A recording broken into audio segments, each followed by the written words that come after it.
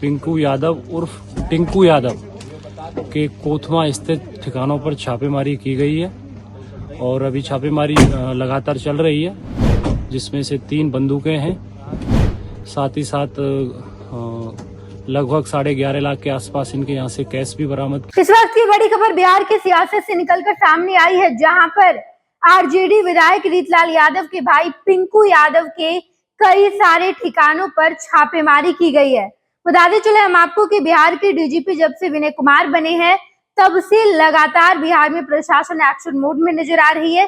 बीते दिन मोतिहारी में भी 100 अपराधियों के घर पर छापेमारी की गई थी और अब राजधानी पटना में भी एक्शन दिखाई देने को मिला है।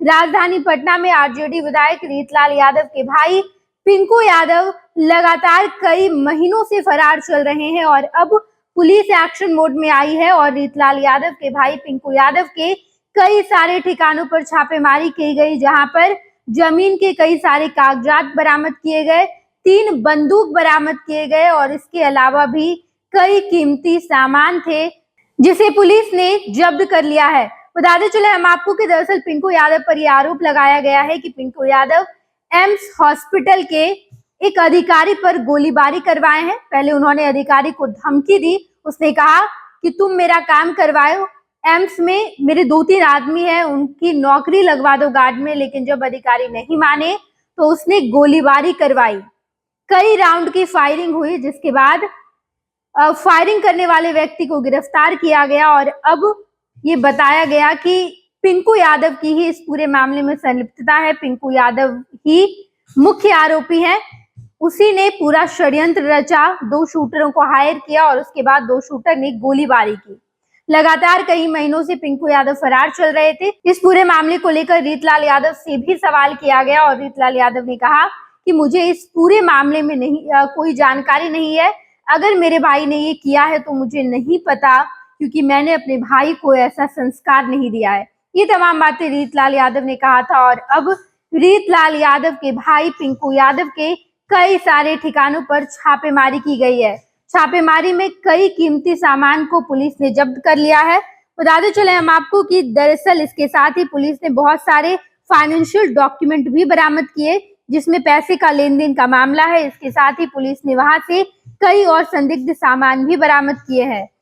बताते चले हम आपको कि जमीन से संबंधित कागज भी वहां पर मिले। इसके अलावा छापेमारी में भारी संख्या में पुराने स्टैंप भी बरामद किए गए हैं और पुलिस इन तमाम चीजों को जब्त करके ले गई है। इसके अलावा एक नोट गिनने की मशीन भी जब्त की गई है। 11 लाख रुपए से अधिक कैश बरामद किए गए।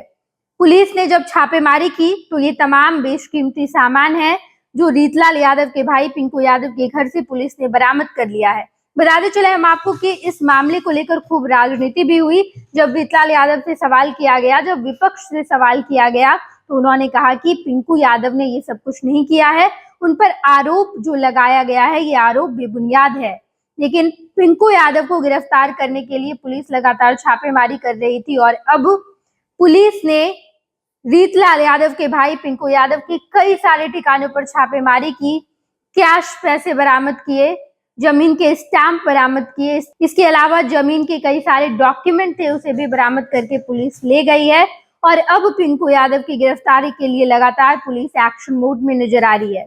बताते चले हम आपको कि दरअसल एम्स हॉस्पिटल के जिस अधिकारी पर गोलीबारी की गई थी वो अधिकारी तो बच गए, लेकिन उनकी गाड़ी को बड़ी क्षति हुई, जिसके बाद वो पुलिस में एफआईआर दर्ज करवाए और उसी एफआईआर के आधार पर पिंकू यादव की गिरफ्तारी करने के लिए लगातार पुलिस छापेमारी कर रही है। लेकिन पिंकू यादव कई महीनों से फरार चल रहे थे।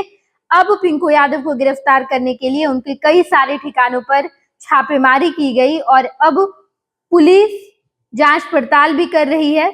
खगोल थाना की कांड संख्या 284/24 में निर्गत माननीय न्यायालय के वारंट के आलोक में आज उसके प्राथमिकी अभियुक्त पिंकू यादव उर्फ टिंकू यादव के कोथमा स्थित ठिकानों पर छापेमारी की गई है और अभी छापेमारी लगातार चल रही है और इसके ठिकानों से हमें कुछ संदिग्ध वस्तुएं उसमें बरामद हुई हैं, जिसमें से 3 बंदूकें हैं और इसमें इनसे संबंधित अभी इन्होंने कोई लाइसेंस प्रस्तुत नहीं किए हैं तो उनको सीज किया जा रहा है।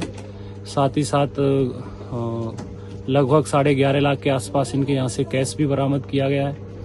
और एग्जैक्ट संख्या जब पूरा सीजर कंप्लीट हो जाएगा तब बताई जाएगी कितना कैश है इनके पास से, लेकिन लगभग 11.5 लाख के आसपास है, ये बताया जा रहा है। और साथ ही साथ बहुत सारे फाइनेंशियल ट्रांजैक्शन के डॉक्यूमेंट्स भी इनके यहाँ से मिले हैं। और इसके अलावा बैक डेटेड के जो स्टाम्प हैं, जो पुरानी तिथि को जारी किए गए हैं, जिन पर जमीन से संबंधित खरीद फरोख्त का काम होता है, वो इनके यहाँ से बरामद किए गए हैं। साथ ही साथ एक पैसा गिनने की मशीन इनके यहाँ से बरामद की गई है। और भी बहुत सारे डॉक्यूमेंट्स हैं और सीजर की प्रक्रिया लगातार जारी है और इसमें अग्रतर कार्रवाई की जा रही है। और जैसे ही पूरी चीजें आती हैं तो इसमें आगे अपडेट किया जाएगा। भारतीय जनता पार्टी का सदस्य बनने के लिए 8800002024 पर मिस्ड कॉल करें। निवेदक भारतीय जनता पार्टी बिहार।